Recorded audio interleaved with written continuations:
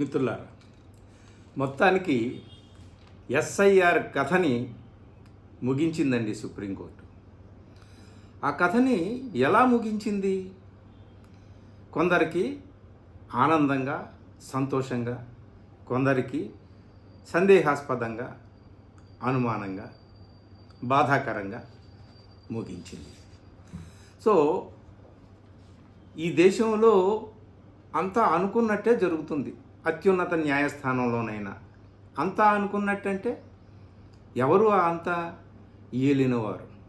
ఏలినవారు అంతా ఏమనుకుంటారో అదే జరుగుతుందేమో అని సుప్రీంకోర్టు ద్వారా వచ్చేటటువంటి అనేక కీలకమైనటువంటి అంశాల మీద తీర్పుల్ని చూస్తే మనకు అర్థమవుతుంది.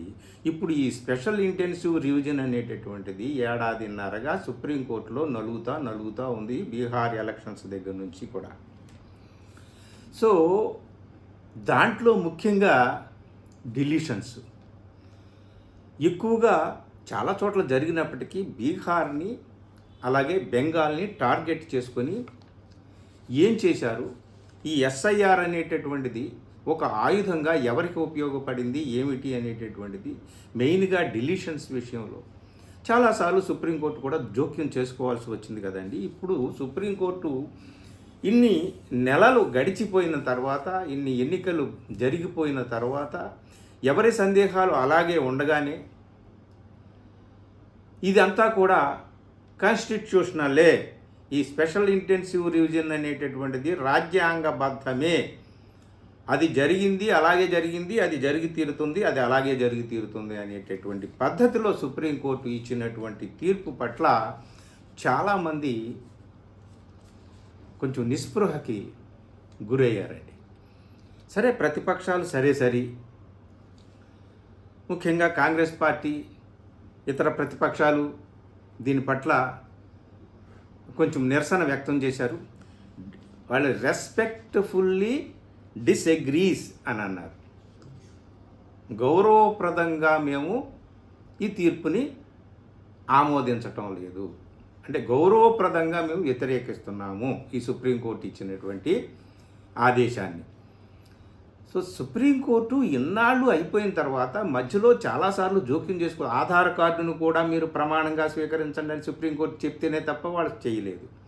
అలాగే మీరు డిలీషన్స్ చేసేశారు, సరే, ఆ డిలీషన్స్ చేసినటువంటి వాళ్ళ వివరాలు ఇవ్వండి, వాళ్ళ కారణాలు ఇవ్వండి అని కూడా జోక్యం చేసుకుంటే తప్ప ఆ డిలీషన్స్ లిస్టు ఎలక్షన్ కమిషన్ ప్రకటించలేదు.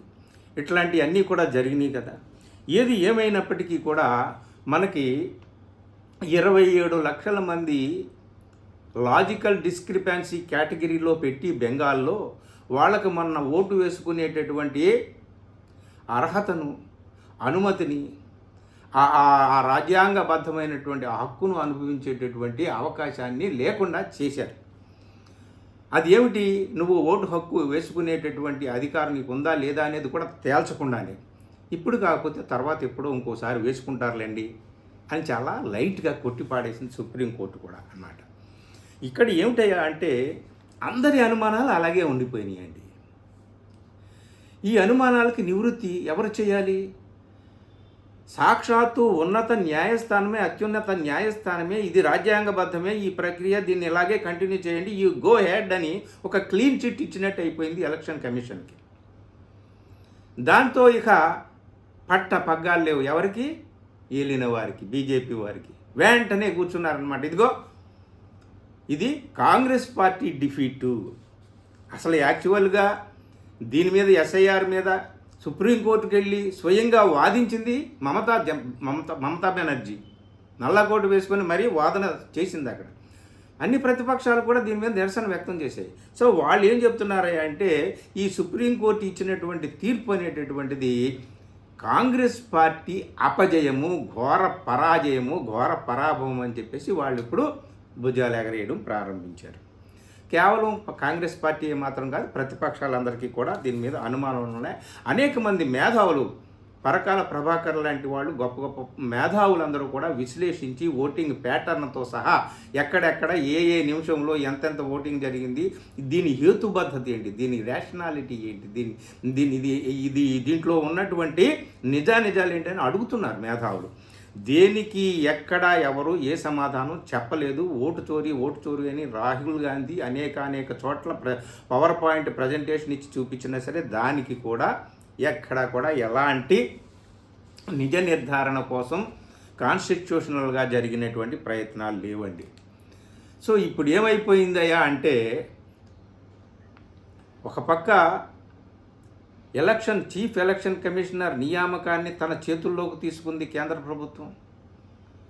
అంతకుముందు చీఫ్ జస్టిస్ కూడా అందులో నియామక కమిటీలో ఉండేటటువంటి చీఫ్ జస్టిస్, సుప్రీంకోర్టు చీఫ్ జస్టిస్ని కూడా పక్కన పెట్టేసి ప్రధానమంత్రి, ఆయన మంత్రివర్గ అనుచరుడు, ఒక ప్రతిపక్ష నాయకుడు, ఈ ముగ్గురే. ప్రతిపక్ష నాయకుడు ఒక్కడే కాబట్టి మెజారిటీ నిర్ణయం వీళ్ళదే ఉంటుంది కాబట్టి వాళ్ళకి సంబంధించినటువంటి మనిషి చీఫ్ ఎలక్షన్ కమిషనర్గా ఉంటాడు, ఇతర కమిషనర్స్ ఉంటారనమాట. అక్కడ నుంచి మొదలైపోయింది కదా ఈ దేశంలో ఎన్నికల ప్రక్రియ యొక్క అవకతవకలేంటి, ఎన్నికల ప్రక్రియ ఎంత హేతుబద్ధంగా ఉంటుంది, ఎన్నికల ప్రక్రియ ఎంత రాజ్యాంగబద్ధంగా ఉంటుంది, ఎన్నికల ప్రక్రియ ఎంత ప్రజాస్వామ్యయుతంగా ఉంటుంది అనేటటువంటిది మనకి అక్కడే అర్థమైపోయింది. ఈ ఎన్నికల సంఘాన్ని నియమించేటటువంటి ప్రక్రియ దగ్గరే అర్థమైపోయింది. ఎవ్వరూ ఏమీ మాట్లాడారు. దీని మీద సుప్రీంకోర్టు కూడా దీన్ని ఏమీ అనలేదు. ఆ తర్వాత ఎస్ఐఆర్ జరిగింది. అనేక లక్షల మందిని డిలీషన్స్ అని ఎక్కడెక్కడ డిలీట్ చేశారు, ఎంతమందిని డిలీట్ చేశారు, ఎవరిని డిలీట్ చేశారు అనేటటువంటి విషయంలో లెక్కలతో సహా అందరూ కూడా చూపిస్తున్నారు. బెంగాల్లో మరీ చూపించారు.